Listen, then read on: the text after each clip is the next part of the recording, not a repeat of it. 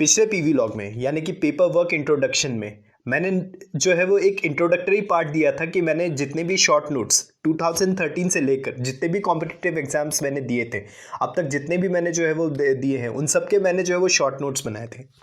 तो I hope मेरी ये जो वीडियो देख रहे हैं वो कॉम्पिटिटिव एग्जाम्स के स्टूडेंट्स जो है वो देख रहे हैं। अदर देन दैट बाकी दर्शक भी मेरी इस वीडियो को देख सकते हैं, ऐसी कोई बात नहीं है। तो मैं सोच रहा हूँ कि क्योंकि राइट नाउ अभी जो है वो 11 चैप्टर्स मैंने कंप्लीट किए हैं, अभी जो है वो उसका इन्वेंशंस एंड डिस्कवरी वाला पोर्शन जो है वो आना बाकी है, जो कि मैं उस पर काम कर रहा हूँ राइट नाउ। तो मैंने सोचा यार कि क्योंकि अभी बेसिक फिजिक्स की सीरीज़ चल रही है और चैप्टर 11 मैंने जो है वो जस्ट अभी मैग्नेटिज्म मैंने कंप्लीट किया है और डिस्कवरीज पर मैं काम कर रहा हूँ, क्योंकि इस चीज़ को जो है वो लगभग मैं जो है वो 8 महीने से इस बेसिक फिजिक्स पर ही अटका हूँ। तो ये जो मैं सोचा कि यार क्यों ना ये जो पेपर वर्क सीरीज़ का जो खाता है वो बेसिक फिजिक्स के ही रिविजनल पॉइंट से जो है वो शुरू किया जाए। तो इस पेपर वर्क सीरीज़ के पहले एपिसोड यानी कि frequently asked question of the basic physics मैं आपके सामने जो है वो प्रस्तुत करना चाहता हूँ। मेरा नाम है राहुल रग्गारे और आप देख रहे हैं प्रेजेंटेशन वीडियो लॉग, जिसमें आज मैं आपके सामने frequently asked question of the basic physics या पेपर वर्क का पहला हिस्सा, यूँ कहे कि FAQ of the basic physics का पहला हिस्सा आपके सामने प्रस्तुत करना चाहता हूँ। मैंने एक इनिशिएटिव लिया है कि 2013 से अब तक जितने भी इंडियन कॉम्पिटिटिव एग्जाम्स में जनरल नॉलेज को मैंने जिस स्टाइल से पढ़ा है उन सभी बातों को मेरे इस चैनल के जरिए आपके सामने शेयर करना चाहता हूँ। सो आई होप कॉम्पिटिटिव एग्जाम्स के स्टूडेंट पर अगर मुझे देख रहे हैं, मेरी उनसे गुजारिश है कि 4 पेपर एटलीस्ट आप ले लीजिए और एक एक पॉइंट को मैं जो बताते जा रहा हूँ, स्लाइड्स जो मैं बताते जा रहा हूँ, उस सब को जो है वो नोट करते रहिए। मैंने इंस्ट्रक्शन जो है वो इंट्रोडक्टरी पार्ट में दे दिया हो, I don't want to repeat it again. So please वो पार्ट को देख लीजिए, तब जाके आपको ये वीडियो जो है वो समझ में आएगी। So okay, let's get started. First page में आपके सामने प्रस्तुत करना चाहता हूँ, जो कि MCQ मतलब एक तरह से FAQ कह सकते हो बेसिक फिजिक्स का, जो मैंने बनाया था। तो इसमें पहला स्टेटमेंट देखिए जो मैंने लिखा है, जो कि स्टार पॉइंट पर है। Air is completely remove from electric bulb to prevent oxidation of the filament. इसका मतलब क्या है? जब भी वो बल्ब को मैन्युफैक्चर किया जाता है तो वो बल्ब का जो फिलामेंट रहता है, फिलामेंट किससे बना रहता है? टंगस्टन से बना रहता है, जो कि मैंने ये क्लियरली मेंशन मैंने किया है, यहाँ पर रेड मार्किंग मैंने किया है। Bulb filament is made up of the tungsten. तो उससे अगर जैसे मान लीजिए, अगर मान लो कोई एयर जो उसके अंदर रहती है, मतलब जो भी गीली गैस जो रहेगी, उससे जो है वो ऑक्सीडेशन ताकि ना हो, ताकि उसमें कोरोड ना हो, उससे जो है वो बचने के लिए इस्तेमाल किया जाता है। और फिर उसके बाद जो है वो नियॉन गैस का जो है वो फिलअप किया जाता है, जो कि यहीं पर जो है वो मेंशन मैंने किया हूँ। Neon gas is filled inside it. अब पता नहीं ये सही है कि नहीं, आप मुझे कमेंट करके ज़रूर बताइए, क्योंकि ये मैंने बिकॉज कई सारे बुक पब्लिशर्स और इंटरनेट एविडेंसेस के अंदर जितने भी क्वेश्चन बैंक्स थे उसमें ये आंसर जो है वो सही था, तो वही पॉइंट्स मैंने जो है वो इस पर मैंने लिख लिए थे। ओके, आई होप ये फर्स्ट स्टेटमेंट आपको क्लियर है। प्लीज़ आप इसको पॉज कीजिए और नोट कर लीजिए। ओके, मैं ज़्यादा टाइम नहीं लूँगा, तो जो लोग मेरी इस वीडियो को देख रहे हैं तो मैं उनके लिए जो है वो सेकंड स्टेटमेंट जो है वो आपके सामने पढ़ना चाहता हूँ। Second statement, the advantage of the alternating current over the direct current is it can be transmitted over a long distance with the minimum power loss. जाहिर सी बात है कि जैसा कि मैंने इस चीज़ को इलेक्ट्रिसिटी पार्ट 4 में मैंने किया था, AC alternating current versus direct current पे, तो यही है कि वो जो है वो लंबे डिस्टेंस तक जो है वो ट्रांसमिट किया जाता है। ये अल्टरनेटिंग करंट का फ़ायदा यही होता है, क्योंकि उसमें क्या होता है, नेगेटिव एम्पलीट्यूड जो रहता है वो इसी चीज़ का जो है वो डिसिपेशन का काम करता है। जितनी भी रेजिस्टेंस रहती है उन सबको जो है वो भेद कर निकल जाता है। यस, इलेक्ट्रिसिटी पार्ट 4 में मैंने जो है वो एक्सप्लेन किया है, प्लीज़ आप उसे जो है वो देख लीजिए। मैंने ये चीज़ जो है वो वीडियो लिंक डिस्क्रिप्शन जो है वो वीडियो के नीचे है, आप उसे जो है वो ज़रूर विजिट करें। अगला statement, curie is the unit of the radioactivity. ये रेडियो एक्टिविटी जो है वो एटॉमिक एंड न्यूक्लियर फिजिक्स का सब्जेक्ट आने वाला है, मैं वहाँ पर आपके सामने जो है वो ये आपके सामने एक्सप्लेन करूँगा। फिलहाल के लिए अभी जो है वो इस स्टेटमेंट को प्लीज़ आप नोट कीजिए। मैडम क्यूरी ने जो है वो रेडियो एक्टिविटी की यूनिट बनाई थी। एक्चुअली रेडियो एक्टिविटी जो फिनोमिना है, असल में उसको जो है वो हेनरी बेंकेरल ने बनाया था, लेकिन इसकी यूनिट और एलिमेंट जो है रेडियम और पोलोनियम जो था, उस चीज़ को जो है वो मैडम क्यूरी ने बनाया था। So make no mistake about it and write down the statement. Just pause it and write down the statement. Next statement. A steel ball floats on a mercury because density of mercury is higher than the density of the steel ball. ये चीज़ मैंने जो है वो pressure के इसमें जो है वो डिस्कस की थी. अगर जैसे मान लो वाटर की डेंसिटी अगर ज़्यादा रहती है तो वो एक जितने नीचे जाना चाहिए था वो उतना ज़्यादा नीचे नहीं जाता, वो थोड़ा सा जो है वो अपवर्ड चला जाता है. लेकिन अगर जैसे मान लीजिए साफ़ पानी में अगर रखोगे तो वो क्या हो जाएगा कि वो थोड़ा सा नीचे चला जाएगा, जो मतलब जितना हम एक्सपेक्ट करते हैं अपने सामने से. इस चीज़ को आप जो है वो प्रेशर के हिस्से में आप देख सकते हैं. Next statement.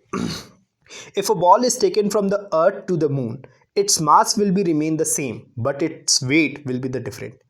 जाहिर सी बात है कि अगर अर्थ में रखेंगे तो यहाँ पर क्या प्रभाव डालने की कोशिश करता है. पृथ्वी में एक क्या होता है, विशाल काय मैग्नेट होता है, जिसे मैंने ग्रेविटेशन और मैग्नेटिज्म में ये चीज़ जो है वो एक्सप्लेन किया था आपके सामने. तो वही चीज़ जो है वो यहाँ पर भी लिखी हुई है. अगर जैसे मान लीजिए ये मेरे सामने ये रिमोट है तो यहाँ पर इसके हिसाब से इसका अपना कोई मास है, लेकिन ये जो है वो नीचे गिर रहा है. इसका मतलब क्या है कि ये वेट लगा रहा है. लेकिन अगर जी इस चीज़ को यानी कि इसका मास तो सेम रहेगा, वेट जो है वो इसका अर्थ के हिसाब से जो है वो डिफरेंट रहेगा. यही चीज़ अगर मैं इस रिमोट को अगर मैं मून के एटमॉस्फेयर में मैं अगर ले जाता हूँ तो वहाँ पर जो है वो मास तो भी सेम रहेगा, लेकिन वहाँ पर जो है वो वेट डिफरेंट कहलाएगा. कहाँ पर? मून में, अर्थ में नहीं.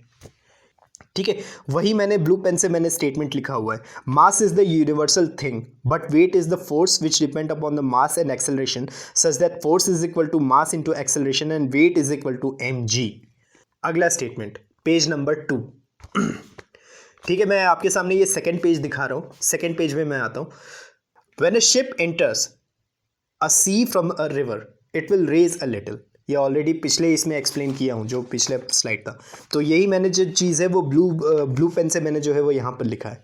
River water is a simple water with no content that is density is low, but sea water that is the salt water because of the density is high and will help the buoyant forces.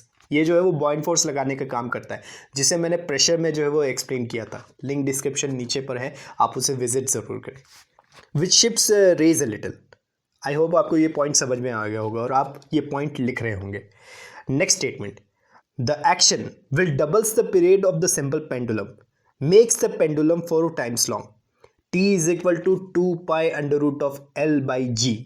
ये मैंने जो है वो work energy power के PV log में मैंने बताया था, और सिंपल पेंडुलम में भी ये शायद मैंने साउंड के चैप्टर में मैं शायद ये बताया था. आई होप उससे समझ में आ गया होगा. ये पता है ये T is equal to 2 pi under root of L/G ये कहाँ से आया है? ये क्रैमर-क्रोनिक इक्वेशन से आया है. जैसे 11th में हम क्या करते हैं, डायरेक्टली पढ़ते हैं, और इंजीनियरिंग में इस चीज़ को जो है वो डिटेल में पढ़ा जाता है. गेट एग्जाम में जो है वो एक बार मुझसे क्या हुआ था कि क्रैमर-क्रोनिक इक्वेशन पूछ लिया था, उसका एक्सप्लेनेशन पूछ लिया था मुझसे. मेरी एक तरह से वो जो है वो नहीं बना पाया था, क्योंकि इसके बारे में तब पता चला क्रैमर-क्रोनिक इक्वेशन के बारे में जब पहले तो मैं सेकेंड ईयर में पढ़ा था, जल्दबाजी में क्या किया कि वो चीज़ जो भूल गया था. लेकिन इसको डिटेल में मैंने जो है वो 2014 में मैंने पढ़ा था, जब मैं कॉम्पिटिटिव एग्जाम्स की तैयारी कर रहा था. तब कोई बात नहीं, खैर पर्सनल चीज़ें साइड में रखते हैं. नेक्स्ट स्टेटमेंट पर आते हैं. Lie detector is a instrument of is called a polygraph. Polygraph, झूठ का पता चल जाएगा अगर आपको ये चीज़ है. तो ये स्टेटमेंट को नोट कर लीजिए, क्योंकि ये चीज़ जो है वो एग्जाम में पूछा गया था, रेलवेज के एग्जाम में. Next statement. When a person enters a dark room from a bright light he is not able to see clearly for a little while because iris is unable to dilate the pupil immediately. मैंने शायद ये जो है the human आई जो है वो मुझे light chapter पर एक्सप्लेन करना चाहिए था, पर मैं उसको बोला था कि मैं उसको बायो सब्जेक्ट में मैं जो है वो एक्सप्लेन करूँगा. लाइफ साइंस का मेरा जो है वो सीरीज़ जो है वो आएगी इन फ्यूचर में. अभी तो मेरा इसके बाद जो स्टार्ट होगा वो केमिस्ट्री स्टार्ट होगा, लेकिन फिर भी बता देता हूँ. आप एक काम कीजिए, एक तेज़ धूप आएगी वहाँ पर सुबह सुबह जो खड़े हो जाइए, क्योंकि अभी क्या है कि ठंडी का सीज़न, वैसे अभी तो जो है वो गर्मी आने वाली है. तो अभी क्या होगा कि आप वहाँ पर जो है वो खड़े हो जाइए और थोड़ी देर जो है वो भीनी आंखों से कहीं भी देखिए. मैक्सिमम आप जो है वो आधे घंटे से ज़्यादा तक आप टिक नहीं पाएंगे, आपकी आंखें जो है वो बंद होने लगेगी. ठीक है, आप ऊबने लग जाओगे कभी कभी. फिर वहाँ से आप जो है वो अंधेरे रूम में आकर देखिए, या फिर अगर इवन इफ अगर जैसे मान लीजिए ट्यूबलाइट अगर जल रही होगी, या CFL अगर जल रहा होगा, या LED लाइट्स अगर मान लीजिए आपके रूम में जल रही होगी, तो वहाँ पर आकर देखिए। ट्यूबलाइट, CFL, LED जलने का मतलब ये नहीं है कि वो वाकई में जल रहा है या आग लग रही है, नहीं। वो मेरे कहने का मतलब है कि वो जल रहा है, इसका मतलब ये है कि वो ऑन है या फिर वो ग्लो कर रही है। थोड़ी देर जो है वो अंधेरा लगेगा, बाद में जो है वो क्या हो जाएगा, ग्लो होता जाएगा, क्योंकि आपकी जो जितनी भी रेज जो आती है वो थोड़ी देर जो है वो उसके सेल्स जो है वो रॉड एंड कॉन सेल्स जो रहते हैं वो थोड़े से जो है वो दब जाते हैं। फिर थोड़ी देर लगता है, थोड़ी देर के लिए या तो आंखें बंद कर लीजिए, फिर उसके बाद जो है वो देखिए आपकी आंखें जो है वो नॉर्मल स्टेट पर आ जाएगी। फिलहाल अभी जो है वो नेक्स्ट स्टेटमेंट, फिलहाल आप इस स्टेटमेंट को लिख लीजिए और नेक्स्ट स्टेटमेंट में मैं आता हूँ। Nib of the fountain pen is split keeping in the view phenomena of the capillarity, but the function of its is the surface tension. You know, surface tension और viscosity मैंने बताया था। surface tension का मतलब क्या होता है, sticking phenomena होता है। viscosity का मतलब क्या होता है, flowing phenomena होता है। और कैपिलैरिटी एक्शन जो है वो nib of the fountain pen या फिर बॉल पेन का जो रिफिल जो होता है उसमें ये चीज़ जो है वो आती होगी, लेकिन ये ज़्यादा एक्शन आपको जो है वो nib of the fountain pen में आपको जो है वो देखने को मिलता है। जैसे ये फाउंटेन पेन है कि इसको अगर ऐसे रखेंगे तो ये नीचे गिरता नहीं है, बशर्ते आपने इसका ढक्कन जो है वो इसका जो रिफिलिंग वाला जो ढक्कन है आपने उसको जो है वो टाइटली लगाया हो, तब उसका प्रेशर क्या होगा अंदर के अंदर वाला, वो उसको रोक के रखेगा। ओके, उसके नीचे देखिए कि एरो स्टेटमेंट मैंने रखा है। This function work on the thing oil rises up a week on the lantern. लालटेन जो रहता है वो भी इसी फिनोमिना में काम करता है, principle of capillarity. Next, a stone is falling toward the earth, both stone and earth attract each other. मान लीजिए ये रिमोट है, रिमोट को अगर जैसे मान लीजिए अगर ऊपर उठाया वो नीचे गिरा, तो इसका मतलब ये नहीं है कि ये जो रिमोट है ये नीचे अर्थ पर अट्रैक्ट हो रहा है, अर्थ का जो मैग्नेट है वो स्टोन पर भी अट्रैक्ट हो रही है। तो यही मैंने लिखा है, both stone and earth attract each other. अब ये ऑप्शन में मेरा जो है वो लिखा हुआ था, अब ये सही है कि नहीं ये नहीं पता, वैसे मुझे लगता है ये सही होगा क्योंकि दोनों ही एक दूसरे को अट्रैक्ट करते हैं।